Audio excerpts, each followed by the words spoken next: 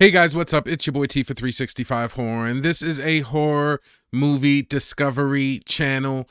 I am just here to put as many horror movies on your watch list as possible, and we're going to be looking at my top 10 horror movies for 2025. So let's get into it right now.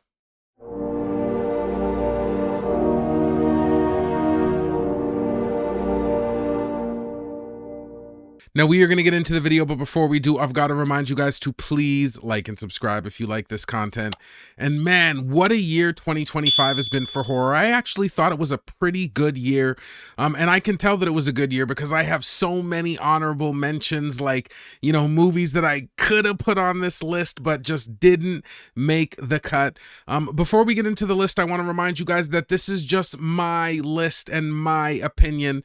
I was going to start the video off by saying this is the definitive top 10 list, and if anything's different, but I really didn't want to trigger people.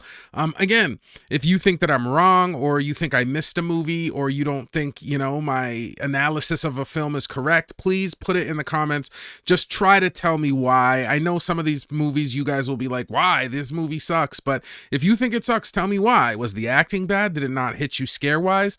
And if you do have a good concrete reason to go along with why, let me know what movie does scratch that itch. And because I just like to see, because sometimes, I'll put up a comedy horror and then someone will be like, that one sucks. And then I'm like, okay, well, what do you think's funny? And then they'll tell me a movie that I think sucks, right? So it's like, okay, well, our tastes just don't align, which is fine. You know what I mean? Our tastes don't have to always align. I just hope that, again, you find a little bit of entertainment, and I doubt you're going to hear any new movies out of this list, because this really is the best of the year. Next week we'll be getting into the horror awards, and then maybe you might have a couple of more underrated titles, but this is just gonna focus on the best, my opinion. Let's go with the honorable mentions. So the first honorable mention I'm going to go for is a found footage movie called The Decedent. And I just thought that this was one of the best, especially found footages of the year. Unfortunately, I don't think that any found footage really made it to my top 10. So I do want to say what I did think was one of the better found footages. Like, it had some good scares, creeps, really good movie. And I suggest you watch it. Free on Tubi, great watch. And that's my first honorable mention. And for my next honorable mention, we are going to go with a supernatural horror romance movie named Together. And again, this one was only an honorable mention for me because I don't mind horror romance, and I thought it was a really good movie. I liked the kind of way the characters interacted. I thought we were watching a really good, awkward kind of breaking down of a relationship, and some of the kind of body horror with the different hair in the mouth, and there was a couple pretty creepy scenes. So I thought that movie deserved a mention for sure. And for my next honorable mention, we're going to look at an action comedy horror named The Toxic Avenger. And not only did I think Peter Dinklage was really good in this movie, but I loved some of the comedy dialogue. Again, it kind of reminded me, it had a lot of that Shallow Hal quality, or I believe it was Shallow Hal with "that's a huge bitch." It just has a lot of that kind of Simpsons-esque background chatter. Peter Dinklage was awesome. It's got a good kind of social commentary comedy to it, and it was witty and vulgar and super gory. So that is one of the shining spots for 2025 for sure. And for my next honorable mention, we're going to look at a drama fantasy horror named Frankenstein, the Guillermo del Toro one that was on Netflix. And I just thought this was a really good movie, really good budget. Again, I think it really did encompass some of the tragedy of Frankenstein. It just was a good story. It had a good epic feel, and this movie was super gory. It did just run a little bit long and was, I don't want to use the word boring, but I feel like it dragged just a tiny bit. But I did like a lot of the characters. I liked how the movie ran, and yeah, it was a definite good movie, or a shining spot of the year. So for my next honorable mention, and I know that I actually really wanted to put this movie on the list because I liked it.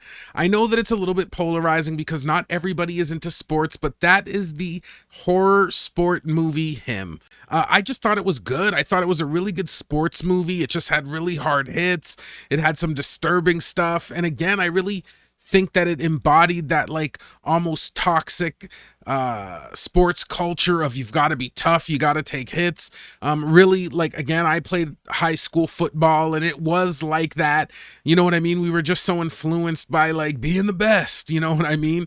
So it really did kind of again encompassed that whole culture of just like toxic sports, and it just had hard hits. It was really good. I liked the performances, and again, as a mega fan of football, I thought the movie was great and one of the shining spots of the year. And my next honorable mention, I feel like, was another polarizing movie, and it was good, and I liked it a lot more in the beginning of the year, and then as the time has passed, I've kind of just stopped really thinking about it, and that is the comedy, fantasy, horror, Death of a Unicorn. And I thought it was a pretty good movie. I thought it was a good, complete movie. Like, it had a beginning, a middle, and end. I know that sounds weird. All movies do, but I just mean like it really kind of stepped through it. I thought that the unicorns were like good and menacing. I thought it did a good job of kind of turning on its head exactly of thinking what a unicorn is. You know, you usually think of a unicorn as like a sparkle pony with a horn, like, but in this movie, they definitely weren't that. It had some good brutal kills. Like, the unicorns were quite brutal, and it had some good dialogue and comedy in it. So I don't think it deserved to be on the top 10, but I personally thought that this was one of the good movies of the year. And for my next honorable mention, and like I said, there's going to be a lot of honorable mentions because I thought this was a really good year for horror, like personally, and that is going to be the comedy horror Scared Shitless. I just thought this was a really fun movie. I thought it had really good kind of raunchy comedy, and the father-son kind of the way that they interact together and their chemistry, it just was really good. Like, you really have to hear their banter, and it is the shining spot of this movie. Like, there's a couple of eye-rolly parts and everything, but it is a comedy, so you are getting something a little bit less serious. But again, this one had really good gore, a really good kind of raunchy comedy, and it just had good humor in it, and I thought it was one of the shining spots of the year. And the next movie on my honorable mentions, and that's why we're really speed running the honorable mentions, because I don't want this video to be like an hour, and that is the fantasy horror, the Robert Eggers fantasy horror Nosferatu. And I know that this might actually make it onto some people's top 10 list, because really cinematically, or the cinematography in this movie really is amazing, and it just has a really good kind of dark, foreboding feel, but it just had a couple of draggy parts in the middle.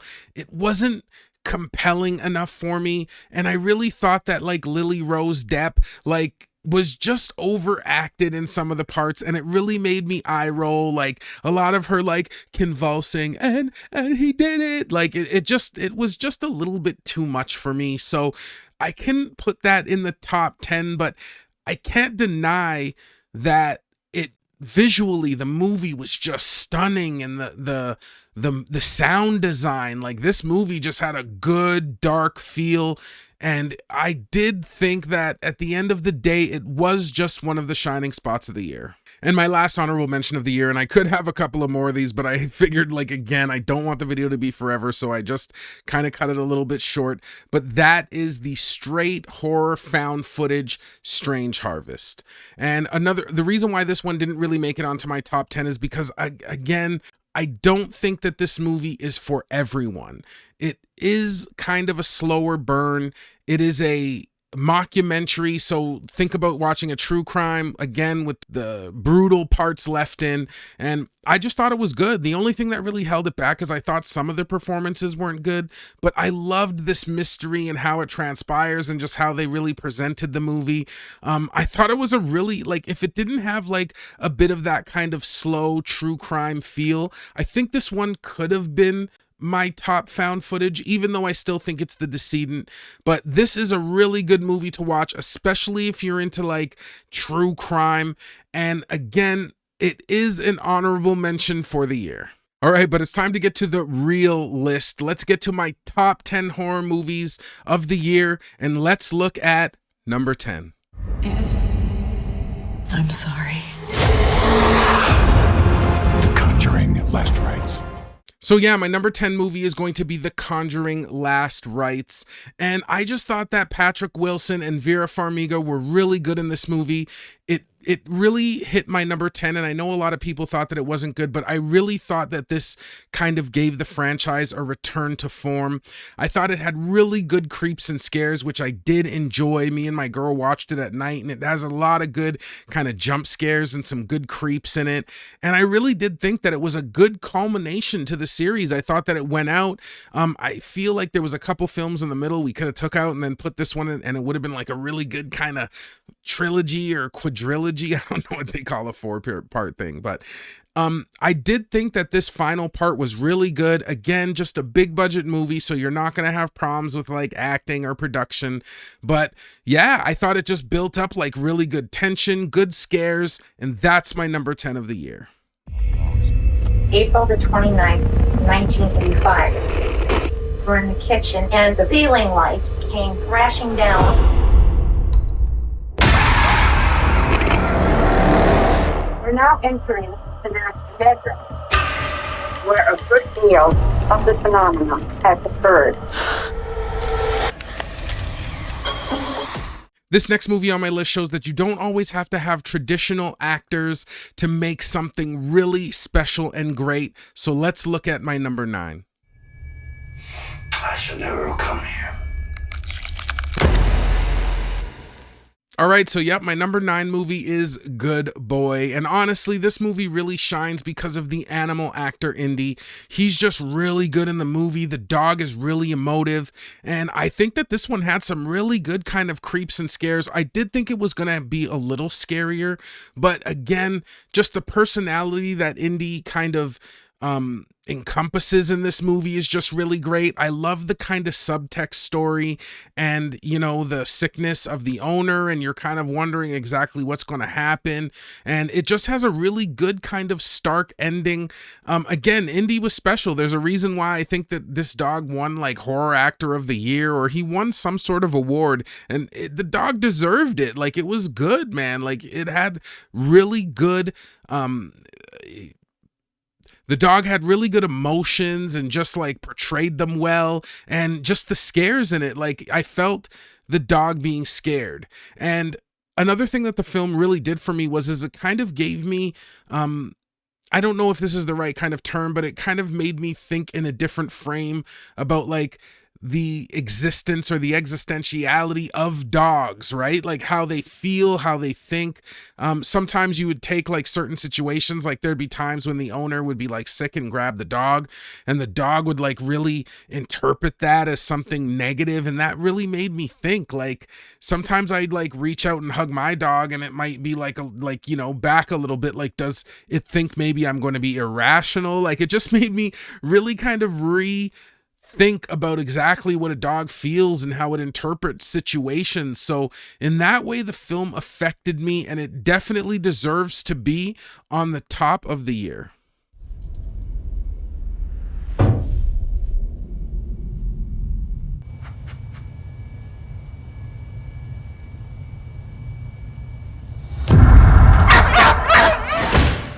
All right, this next movie was a sequel, and I wasn't expecting it to really kind of have the hook or be as good as it was. So let's take a look at my number 8.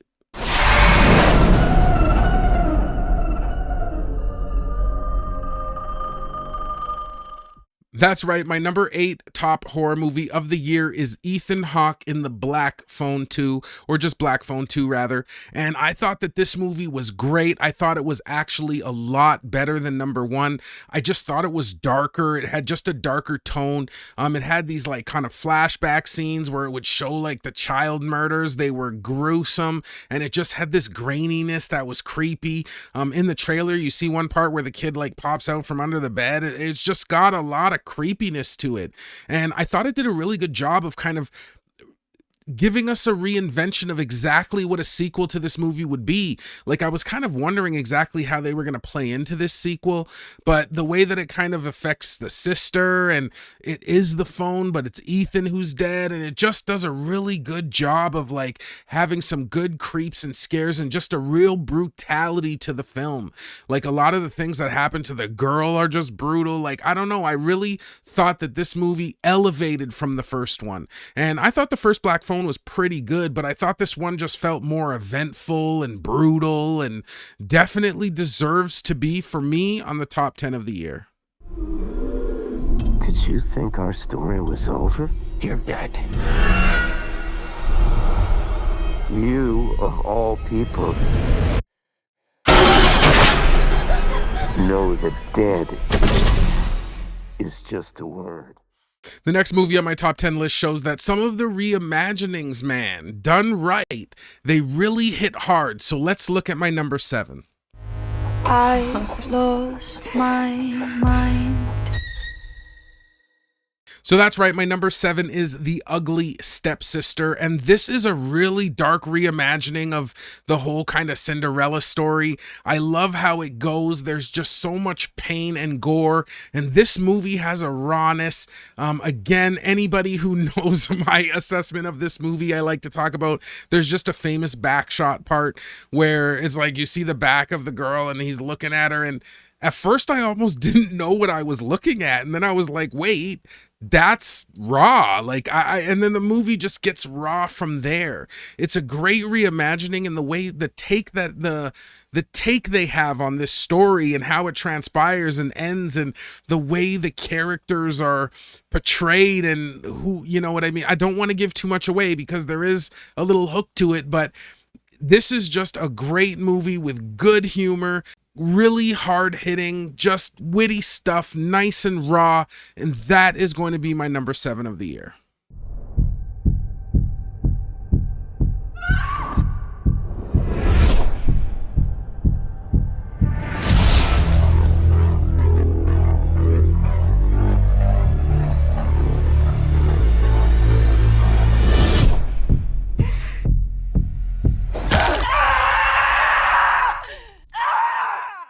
This next movie on my list shows that you don't always need kind of a conventional horror element, but there is a definite horror element to this next one.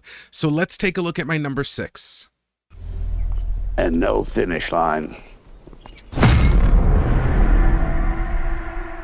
That's right. So my number 6 best horror movie of the year is The Long Walk. And I just thought that this movie had a very epic feel.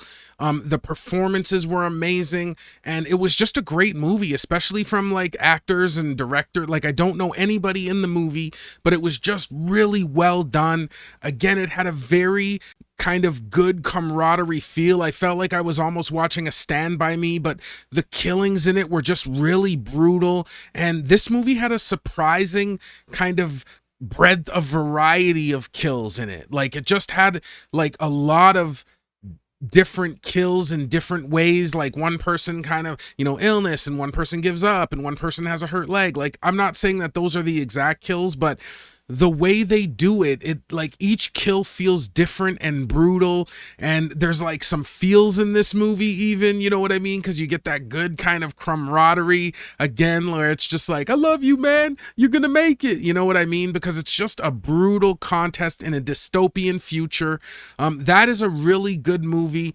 You're not getting like the most traditional creeps and scares, but you are getting like some good, shocking content, really good kills, and yeah, definitely deserves to be one of the best of the year.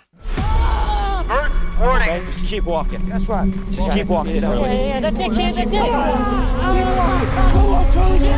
Second warning. Third warning. Takes heavy sack to sign up for this contest. Now, I think my number 5 movie is going to surprise some people, because I don't know, I just think that people might think that I would think this movie was number 1, and I do think it's a good movie, but we got stuff to talk about, so let's take a look at my number 5. Our daddy was an evil man, and he passed that evil down to us. Okay, so that's right, guys. I feel sometimes like I'm letting my black people down by choosing Sinners as number 5.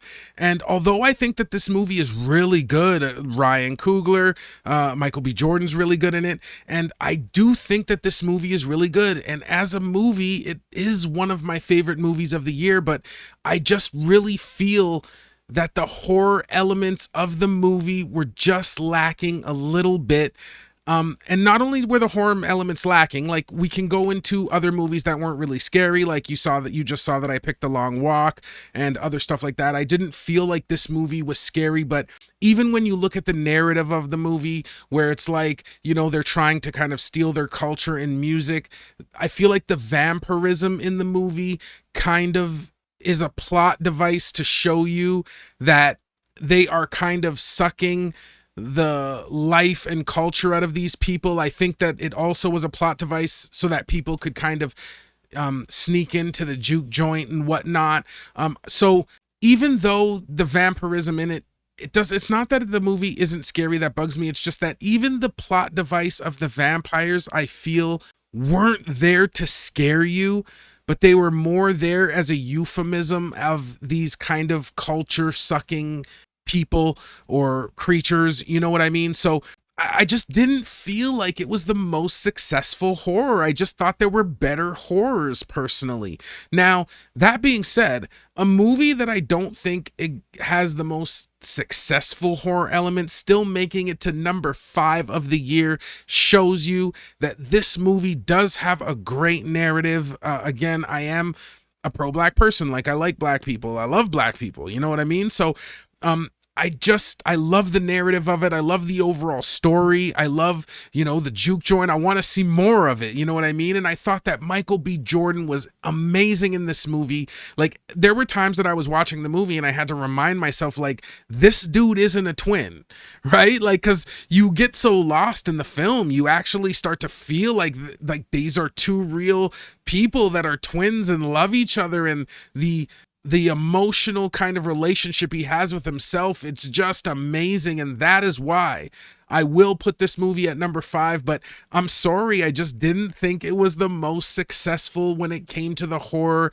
And again, I did think that the vampires were more of a plot device for the overall narrative when they even were really put in there to scare you. And so that is why, although I know it may seem low to some people, number 5 is still great, my 5th favorite movie of the year. So that, again, even though I didn't think that the horror was the most successful, I do think the movie is amazing and a must watch. What you come back for? You throwing a big event tonight? Your money come with blood. All money come with blood, baby. All right, the next movie we're going to take a look at on this top 10 list shows you that even 7-part franchises could still be great. So let's take a look at my number 4. Maybe Death's not actually coming for our family. Because that would be crazy. So that's right, my number 4 film of the year is Final Destination Bloodlines, and I just love this movie. I love this franchise.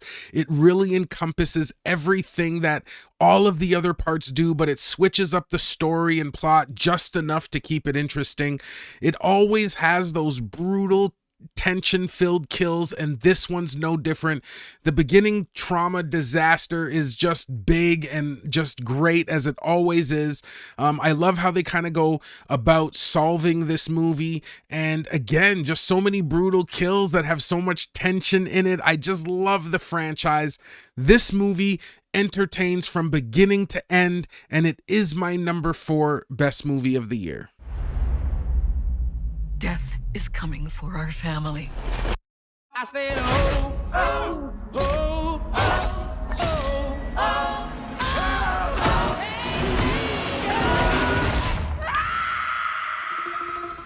The number 3 horror movie on my top 10 list shows that sometimes as a writer, Stephen King has still got it. So let's take a look at my number 3. Oh, fuck.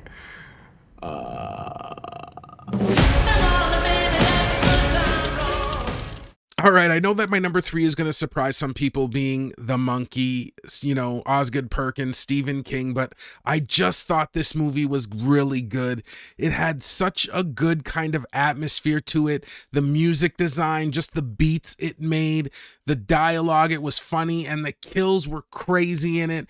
I just loved the haunted toy when the monkey would like start beating. It actually had a creepy feel, built a lot of tension in the kills, and I just loved the story of it. This one is kind of more of a stylish pick because, again, I just really like the sound design and the cinematography and just the way the movie transpires. I'm torn. Like, was this better than Final Destinations? I don't know. Even though they kind of have the same vein, I just really liked the kind of, you know, it just had a little bit more of a raw feel, you know what I mean? And I loved the narration of it and just, you know, this bad luck kind of monkey. And it just was a great movie with great kills. And it is my number 3 top of the year. When I was a kid, my twin brother and I found something that loved to kill. I did everything I could to make it go the fuck away. But it had other plans. So there's only really 2 movies left, and I'm pretty sure that most of you can tell exactly which movies they are, because if you followed horror, like, these movies are almost across the board, you know, loved. And maybe the number 2 and number 1 will be switched for other people. I'm sure, like I said, people will have a completely different list, but as much as sometimes I'm kind of sick of the whole grief horror, I think grief is back in a big way when we're looking at my number 2. We can bring her back. So yes, my number 2 horror movie of the year is the grief-stricken Bring Her Back. And not only is this movie just have like a really good like grief element to it all around. There is a ton of grief in this movie, but it's just really raw. Like, you just feel the tragedy in the story, the way it begins. Again, the fabled Beans and Franks, like, just when you see Buddy having his heart attack and he's just on the ground with his like cock and balls out, and trust me, that isn't a spoiler. This is right at the beginning of the movie. This isn't like a big spoiler, but that just really kicks off like a very raw, dark, hard-hitting horror with some of the most visceral gore of the year. Like, yes, it wasn't like entrails being like strewn about, but just some of the wincing kind of knife biting, like that still, it makes my gums like, it makes my mouth like bung up like immediately. Like, there's just so many good kind of raw parts in this movie. It has a really good kind of mystery around it where you're wondering exactly what's going on. And the only reason why one of the main reasons why this movie isn't my number 1 is because I did think that the ending was just a little bit formulaic for this kind of grief horror personally. But it was good overall. I thought that, again, it was just a good raw movie and it has a really good couple of cringe elements to it. You know what I mean? Where it's just the interactions are awkward and you feel it and you're wondering what's going on. And it just has great performances, a great raw, dark grief horror, and Bring Her Back is my number 2 movie of the year. Is this my new sister and brother, Oliver? Oliver lost his family just like you guys. Needed someone that could give him special care. I'm pretty sure at this point everybody knows exactly what my number 1 movie is going to be, but it just shows you that even some of the older tropes like a witch, they never go out of style. So let's look at my number 1.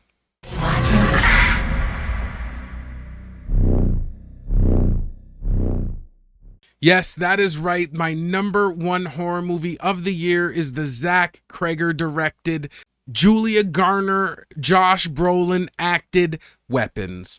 And not only did I think that they just had really good, great performances, but this movie has a really good, creepy mystery with just the way the kids all run away one day, the way they run. It's just creepy. And not only that, but this movie has some genuinely creepy parts in it. Probably one of the creepiest movies of the year to me. Again, everybody has their own triggers, but just some of the parts where the people like come walking out of the house and you don't know what's gonna happen, and even the way the story culminates, like, it's like one of those stories where it's a little bit fragmented, but it all makes sense in the end. And then again, you have Julia Garner and Josh Brolin just doing a really good job. I just thought the movie was amazing, a great mystery, really good, raw movie. I just loved Weapons. Again, the creepiest film of the year, and it is going to be my number 1. This is a true story that happened right here in my town. A lot of people die in a lot of really weird ways in this story, but you're not going to find it in the news. Well, guys, that's going to do it for my 2025 top 10 horror movies of the year. Let me know if I got it right. I know that there's always some like placement that could be changed. Like I really kind of agonized over Final Destinations and The Monkey. I do think Sinners was sitting right where it should have been. It maybe could have been 4, but I just wanted to kind of really make a point that I thought that the horror was just a little bit kind of lackluster in the film, and this is a horror movie list, not just best movie list, even though, like, let's face it, horror movies are the best movies, so don't you forget it. But yeah, I hope that you guys liked the list and agreed with it, or at least agreed with my honorable mentions. And if I did miss some movies, please let me know exactly what I missed, and if I was completely wrong, please let me know why.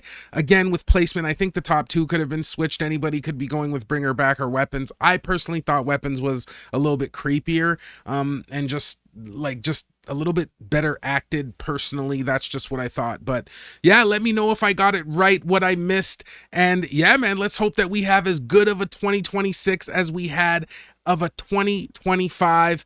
And that's my top 10 horror list. I hope you guys enjoyed it and you thought that it was relevant, and it is what it is. Well, guys, I'm out of here for real this time, as I have got a ton of movies to watch. If you've made it this far into the video, thank you. I appreciate you. I hope you guys have been taking care of yourselves. Drop your top 10, or at least your top 3, because I know top 10 might be a little bit of a tall order, but drop me your top 3, or even just your top movie of the year in the comments. It might be a movie. Again, I didn't get to watch every single movie, which always is why I like put off these lists, because I'm just trying to watch as much as I can. Like, what if one movie I didn't watch was the best one? Like, you know what I mean? What if The Home was my favorite movie of the year? Like, now my list is bunk, you know what I mean? So I can only go off what I watched. But like I said, this year we're going to make a concerted effort to really watch a lot of the new movies, not only so that I have a great top 10 list that I feel is like definitive, but also because I feel like it gives me more movies and categories for my 365 Horror Awards. So we're gonna have a great year. Again, thank you so much for joining me. Thank you for rocking with me all 2025. It's going to be a great year this year, and I am out of here, and I will see you guys in the next one. Peace. Are you watching?